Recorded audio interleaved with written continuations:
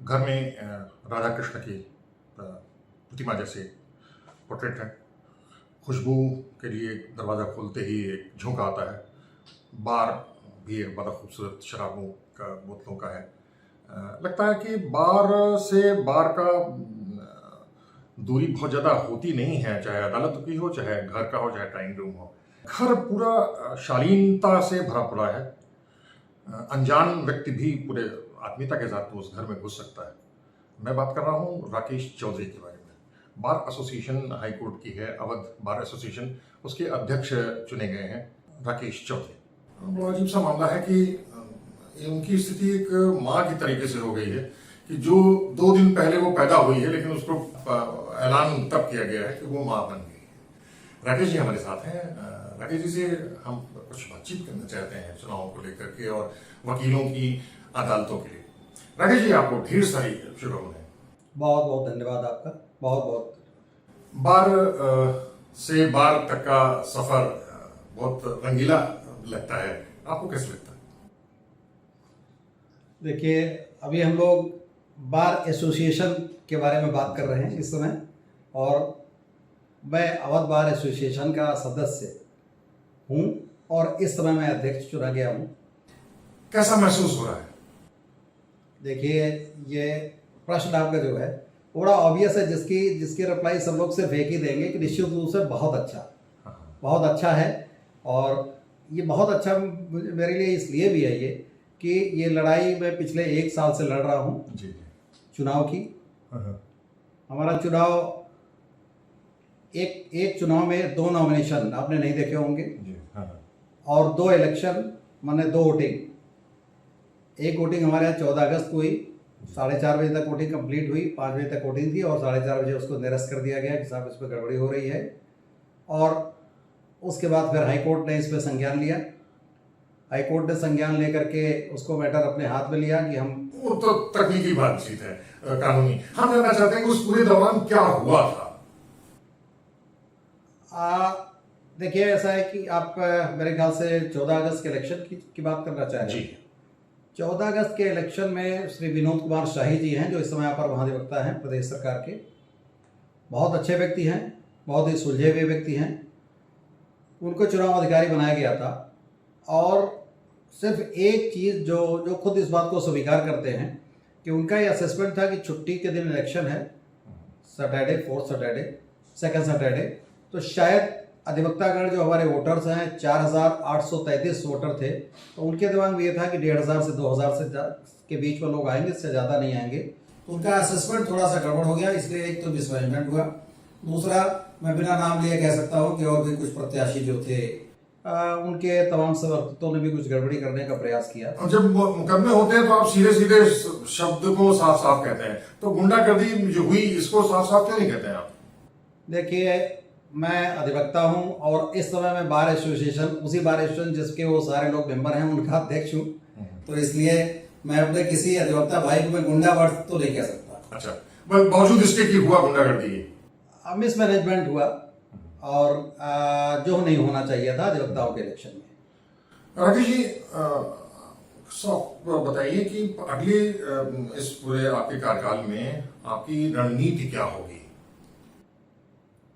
देखिए, अभी तो थोड़ा सा इस पे जल्दी है, इसलिए जल्दी है कि हमारे यहाँ अध्यक्ष मैं जरूर चुना गया हूँ, मैं सर्वोच्च पद है हमारा इस बार एसोसिएशन का, लेकिन हमारी कार्यकारिणी होती है 22 लोगों की, मेरे अलावा 21 लोग और हैं। तो जब भी हमको किसी भी मैटर में कोई निर्णय लेना होता है तो निर्णय मेरा अकेले का नहीं होता है, वो हमारी पूरी कार्यकारिणी का होता है। तमाम चीज़ें जो इस समय मेरे दिमाग में हैं उसको निश्चित रूप से उसमें कुछ भी उनका कार्यान्वयन करने के लिए हमारी कार्यकारिणी का निर्णय होगा, तभी मैटर आगे बढ़ेगा। लेकिन आपके कार्यकारिणी का इतिहास तो बड़ा अजीबोगरीब है। मारपीट होना तो आपके आराम की बात है। आज जिस दिन चुनाव हुआ है, मतदान की घोषणा हुई है, 2 जो हारे गए महामंत्री के हैं, उन दोनों एक दूसरे की मां बहन करके गाली लेकर के मारपीट की है। इसके पहले भी सदस्यों को आपके पीटने का परंपरा रही है, इसके लिए खैर आपको शुभकामनाएं। लेकिन ये कैसे कह सकते हैं कि अकेले फैसला नहीं होता है?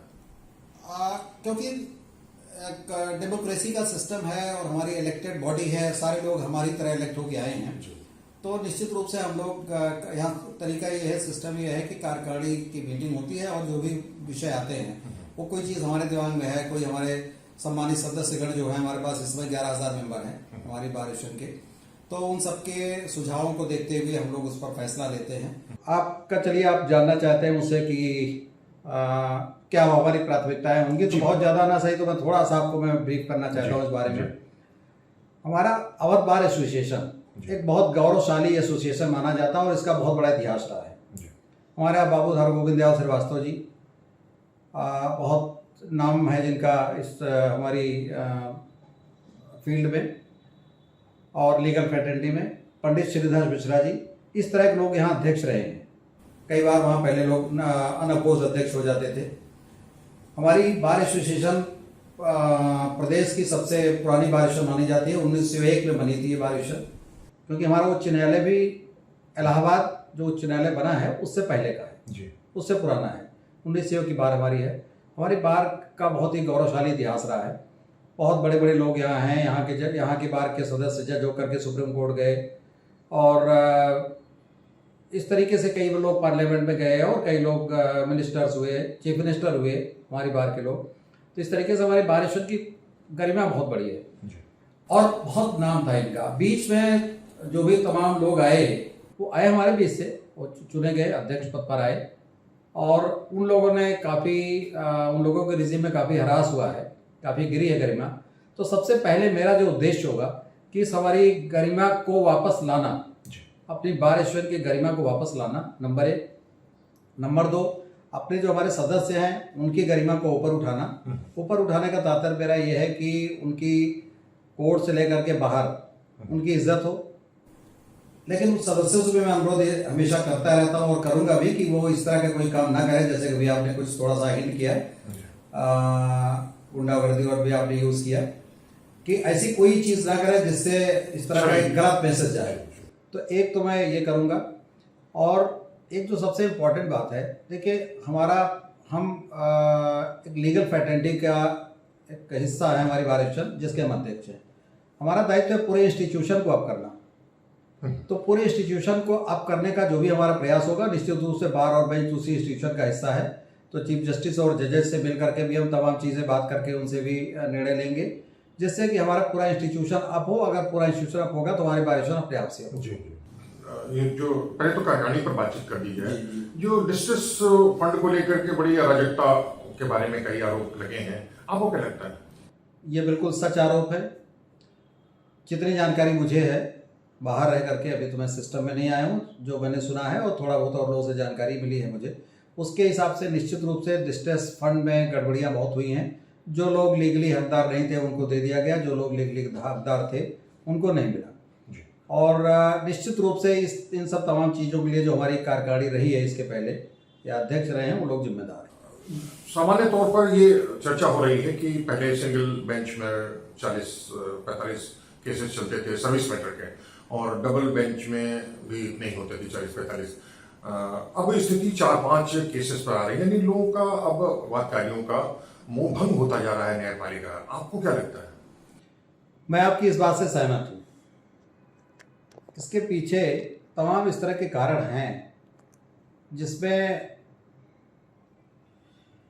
माननीय सर्वोच्च न्यायालय और माननीय उच्च न्यायालय ने कुछ काफ़ी सख्ती की है तमाम मामलों में। आपने सर्विस की बात की, सर्विस के केसेस में भी तमाम इस तरह के फैसले आए, जिसमें नॉर्मली जो ट्रांसफ़र से रिलेटेड मैटर हैं, सस्पेंशन से रिलेटेड मैटर हैं, या और भी जो इससे मिलते जुलते तमाम केसेस हैं, वो पहले काफ़ी आते थे और उनमें ऑर्डर भी होते थे। इधर ऑर्डर होने बंद हो गए हैं। सुप्रीम कोर्ट ने भी कुछ सख्ती की है, कुछ माननीय उच्च न्यायालय ने भी सख्ती कर दी है।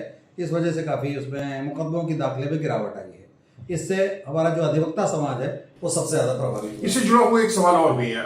वो सीनियर एडवोकेट हैं IB सिंह जी, जो आरोपी थे इस चुनाव में, तो बहुत दिन पहले उनसे बातचीत हुई थी, अभी 2-3 महीना पहले। वो बता रहे थे कि क्रिमिनल के बेल तक के अर्जी तक लगाने में दर्जनों सुनवाई हो रही है और फैसला नहीं हो पा रहा। वजह यह है कि क्रिमिनल बैकग्राउंड के जजेस की संख्या बहुत कम है और सिविल ज़्यादा है, और क्रिमिनल को समझ नहीं पाते हैं। ये स्थिति बड़ी अराजक और बड़ी अजीबोगरीब लगती है। आप बताइए। मैं माननीय श्री IB सिंह साहब की बात से पूरी तरह सहमत हूँ। उनका ये कहना बिल्कुल ठीक है।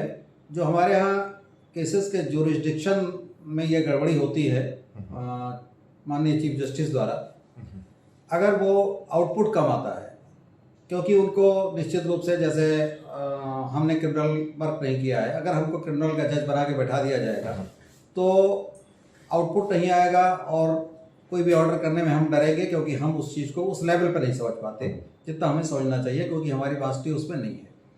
तो इसलिए मैं IB सिंह साहब की बात से सहमत होते हुए कि आपको ये भी कहना चाहता हूँ, बीइंग ए प्रेसिडेंट ऑफ बार, कि मैं इस संबंध में माननीय मुख्य न्यायाधीश जी से बात भी करूंगा और मैं उनसे ये निवेदन करूंगा कि संस्था के हित में, बातकारियों के हित में थोड़ा इस पे ध्यान दे। जो उनका जो डिक्शन का तरीका है, जो रोस्टर है, उसको थोड़ा इस तरह का ध्यान दे। जो जज जिस तरह के काम बेहतर कर सकता है उसको उसी जो डिक्शन में रखा जाए। राकेश जी, सरकारी वकीलों की नियुक्ति को लेकर के बड़े विवाद खड़े हुए हैं। राजनीतिक तौर पर उसकी नियुक्तियां होने के बड़े आरोप हैं और गुणवत्ता ना के बराबर होती जा रही, जैसा लोग सामान्य तौर पर अदालत की गलियारों में करते हैं। आपको लगता है कि इससे किसी तरीके से निपटा जा सकता है? कोई तरीका है? देखिए, जहाँ तक इस संबंध में आपने कहा कि इस तरह से सिफारिश से या इस तरह से राजनीतिक दृष्टिकोण से लोग बनाए जाते हैं, तो पिछले कई सालों से ये बात चल रही है और मुझे नहीं लगता कि ये इससे निपटना किसी के लिए भी आसान होगा, क्योंकि राजनीतिक पार्टियां, उनके साथ जो तमाम जुड़े हुए लोग हैं, उनको निश्चित रूप से फ़ायदा पहुंचाने के लिए, उनको लाभ देने के लिए ये काम करती हैं। और मैं अपर महाधिवक्ता रहा हूँ, माननीय अखिलेश यादव जी के साथ मैंने काम किया है जब वो मुख्यमंत्री थे। तो अब हम ये कैसे कह सकते हैं कि नहीं साहब, हमारा अपॉइंटमेंट बड़ा मेरिट का अपॉइंटमेंट था, हम कोई एग्ज़ाम पास करके नहीं आए थे, और किसी और का अपॉइंटमेंट जो है वो सिफारिश का अपॉइंटमेंट है। हाँ, लेकिन एक बात है, निश्चित रूप से गुणवत्ता प्रभावित होती है। हमारे कई माननीय न्यायाधीश भी इस बारे में काफ़ी चिंता जाहिर कर चुके हैं और इस दिशा में ये किया गया है जो हमारे यहाँ AOR ना हो, जो advocate on record high court का नहीं है, वो सरकारी वकील नहीं हो सकता। चयन जो तो सरकार करती नहीं है, वो तो अधिवक्ता या स्टैंडिंग प्रोफेसर या बड़े वकील हैं, वो ही तय करते हैं। नहीं, ऐसा नहीं है। महाधिवक्ता और लॉ मिनिस्टर, इन दोनों की सहमति से ही अपॉइंटमेंट होता है। लेकिन मूल कारक और निर्णायक तो लोकायुक्त भी होता है। नहीं, लोकायुक्त का इसमें कोई रोल नहीं है। सरकारी वकीलों की नियुक्ति में माननीय लोकायुक्त जी का कोई रोल नहीं है। रोल सिर्फ इसमें महाधिवक्ता और विधि मंत्री, ये दो खासतौर से इसमें शामिल रहते हैं। इससे कितनी भयावह स्थिति है, या कितनी गंभीर है, या कम है, या ज्यादा है, या कितनी भयावह होगी, या सुधर जाएगी? नहीं, सुधरेगी और इससे बहुत इसको भयावह हम लोग नहीं कर सकते। वर्ड भयावह से मैं सहमत नहीं हूँ आपके, चरम पर पहुंच चुके हैं। उसका कारण ये है, नहीं, उसका कारण सिर्फ ये है कि देखिए, अगर मान लीजिए हमको आवश्यकता है 200 की, 200 सरकारी वकील हैं, या हमको आवश्यकता है 100 की, 100 लोग मिलकर के पूरी कोर्ट को मैनेज कर सकते हैं, चला सकते हैं, बहस कर सकते हैं। पहले होता आया था। मैं 86 में जब यूनिवर्सिटी से मैं हाई कोर्ट आया, 87 का मेरा इनरोलमेंट है, तो उस समय यहाँ 4 स्टैंडिंग काउंसिल हुआ करते थे। कोई चीफ स्टैंडिंग काउंसिल नहीं थे, एक senior most chief standing council थे स्वर्गीय आशीष त्रिवेदी जी, उनके पास चार्ज था। 4 ब्रीफ होल्डर थे, तो 8 लोग मिलकर के पूरी सिविल की कोर्ट चलाते थे। धीरे धीरे करके इसमें एक महाधिवक्ता, पहले कोई अपर महाधिवक्ता का प्रोविजन नहीं था, बाद में एक अपर महाधिवक्ता बनाया जाने लगा, और उसके बाद फिर 4 अपर महाधिवक्ता और 6 अपर महाधिवक्ता इस तरीके हो गए। और जैसे मैंने अभी आपसे कहा कि 100 लोग चला सकते हैं प्रॉपरली, और 400 के अपॉइंटमेंट है, तो 300 हमारे पास निश्चित रूप से जो 300 के अपॉइंटमेंट होते हैं, तो उसमें से 150 लोग निश्चित रूप से ऐसे होते हैं जो बहुत अच्छे हैं, जो कॉम्पिटेंट हैं, और जो केसेस को करते हैं सरकार की तरफ, तो चला सकते हैं। 150 लोग ऐसे हैं जो नहीं चला सकते। परसेंटेज बताइए। 50%। 50% ऑलमोस्ट कोलैप्स करने की स्थिति नहीं, बिल्कुल नहीं कोलैप्स करने की स्थिति है। मैं इससे सहमत इसलिए नहीं हूँ कि जब मैंने आपसे कहा कि अगर 100 लोग हमारे कॉम्पिटेंट हैं, जो काम कर जो 150 लोग कॉम्पिटेंट हैं, और 100 की कैपेसिटी है कॉम्पिटेंसी की कि उतने काम कर सकते हैं, तो फिर कॉम्पिटेंट लोग अभी हमारे पास ज़्यादा है। आप सिर्फ एक बात इसमें कह सकते हैं कि सरकार का पैसा ज़्यादा लग रहा है इन कंपेरिजन टू, भाई अगर 150 के अपॉइंटमेंट करें, लेकिन सब राजनीतिक दृष्टिकोण है इसलिए इस पे मैं बहुत कुछ नहीं कहने की पोजीशन में हूँ कि क्या लेकिन एक बात मैं आपको बताऊँ, सरकार क्लाइंट है, सरकार एक मौकिल की तरह है और सरकार अपना वकील नियुक्त कर रही है। तो सरकार किसको वकील नियुक्त करती है उसमें बहुत ज़्यादा ना तो उच्च न्यायालय का कोई दखल है ना किसी और का। चुनाव में खर्च बहुत ज़्यादा बढ़ता जा रहा है, आपको क्या लगता है? हाँ, आपकी मैं इस बात से मैं पूरी तरह सहमत हूँ। पीछे हमारे चुनाव लड़ने वाले कुछ अध्यक्ष लोगों ने इसको इस तरीके से कमर्शलाइज पैटर्न पर इसको चुनाव लड़ा और उनको ये लगा कि बाद में जो लोग आए उनको उसका खामियाजा भुगतना पड़ा। और लेकिन अभी इस बार जो चुनाव हुआ, अभी माननीय उच्च न्यायालय ने 14 अगस्त के चुनाव के बाद स्वतः संज्ञान लिया और एक आदेश पारित किया जिसमें उन्होंने कहा कि नहीं, ये चुनाव ही नहीं बल्कि पूरी वोटर लिस्ट से लेकर के पूरा चुनाव की प्रक्रिया ही दोबारा शुरू की जाए। और उन्होंने एक गाइडलाइंस दिया कि भाई इस तरीके से 10 केसेस जिनके हों 2 साल में या जो भी और तमाम तरीके निकले वो सब होंगे रेगुलर प्रैक्टिशनर। उसको हम लोग एक वर्ड में कहें कि रेगुलर प्रैक्टिशनर हाई कोर्ट के वही सिर्फ वोटर हो, बाहर के लोग वोटर ना हो, जिससे थोड़ा सा गुणवत्ता प्रभावित ना होने पाए। तो अभी जैसे पहले 14 अगस्त के चुनाव में 4833 वोटर थे हमारे पास, अभी 2664 वोटर आ गए इस चुनाव में। 2664 में भी अभी क्लियर तो नहीं हुई पोजीशन, लेकिन कम से कम शायद 150-200 लोगों को चिन्हित किया गया कि भाई उनको वोटर कार्ड ना इशू किया जाए क्योंकि उन्होंने किसी और बार में वोट डाला है और वो लीगली यहाँ के हकदार नहीं मेंबर बनने के। तो इस तरीके से जैसे 5000 के आसपास उस समय थी संख्या और आज अगर 2500 से भी कम आ गई है तो अब शायद, अच्छा वो रेगुलर प्रैक्टिशनर है, वो कोर्ट के बरामदे में रोज मिलते हैं, रोज दिखते हैं, तो शायद इस पर अब विराम लगेगा और मेरा भी प्रयास होगा कि इस तरह की जो घटनाएं अभी तक हो रही थी उस पर विराम लगे। 855 आपको मिला है और आनंद मणि त्रिपाठी को 54 मिले, यानी 1 वोट का फर्क है। विवाद खड़ा हो गया है, उस पर एप्लीकेशन लगी, कचहरी भी तक मामला पहुंचा है। अगर आपके को इस पूरी इसको कैसा देखते हैं आप? भाई मैं इसका अगर एक लाइन में जवाब दे दूं, अगर मैं उनकी जगह होता और मुझे 854 मिले होते, उनको 855 मिले होते, तो मैं चुपचाप उनको जा करके बधाई देता और उनको माला पहनाता और मैं उनसे कहता कि साहब बहुत आपको बधाई, और अगर कभी हम चुनाव लड़ेंगे तो हम आपका साथ जरूर चाहेंगे अगली बार। मतदान में जाति का कोई असर पड़ा?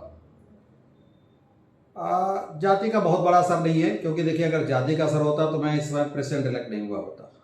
उन्हीं के लोग, जो लोग हारे हैं, उन्हीं के लोग जब वो बढ़ रहे थे उसी सिस्टम के तहत, जब वो बढ़ रहे थे तो उनके लोग खुशी मना रहे थे, उनके लोग नारे लगा रहे थे, और जब वो घट गए या एक वोट उनका कम हो गया तो उन्होंने उसको बेईमानी का या पक्षपात का आरोप लगा दिया। मुझे लग रहा है कि किसी भी इस लेवल के अधिवक्ता के लिए शोभा नहीं देता। इसके बाद जो उन्होंने आगे काम किया, तमाम उनके समर्थक आईपी सिंह साहब के कमरे में चले गए। मैं तो नहीं था वहाँ, मैं उस हॉल में नहीं था, क्योंकि मैं ये समझता था कि मुझे मेरी आवश्यकता नहीं है, सब कुछ ट्रांसपेरेंट हो रहा। तो मैं अपने चैम्बर में बैठा और वहाँ से देख रहा था। लेकिन बाद मुझे जानकारी मिली, आईपी सिंह साहब ने मुझे बताया कि 30-40 लोग उनके समर्थक अंदर आ गए और हंगामा काटने लगे। उसमें आईपी सिंह साहब के हाथ में कोई चीज़ बॉक्स वगैरह गिर गया, उसमें चोट भी आई और उन्होंने सीआरपीएफ बुला करके मामले को शांत कराया। एक तो यह गलत था। दूसरा, हार को स्वीकार करना एक बड़ा बड़प्पन होता है, ये मेरा मानना है। यकीन मानिए मैं खाली दर्शकों को ही बताऊंगा और किसी को नहीं कहूंगा। ईमानदारी से बताइए, आपने कितना खर्च किया? भाई देखिए, ये प्रश्न तो मैं ईमानदारी से इसका जवाब बहुत देने की हालत में नहीं। कोई बात नहीं। यकीनन राकेश चौधरी जी के पास हर चीज का सवाल का जवाब नहीं है, लेकिन कोशिशें होती रहें, इसका जज्बा जरूर है। हमारी पूरी शुभकामनाएं हैं राकेश जी के साथ। अगली बार फिर किसी दूसरे मसले पर, किसी दूसरे स्थान पर और किसी दूसरे व्यक्तियों के साथ हम फिर हाजिर होंगे।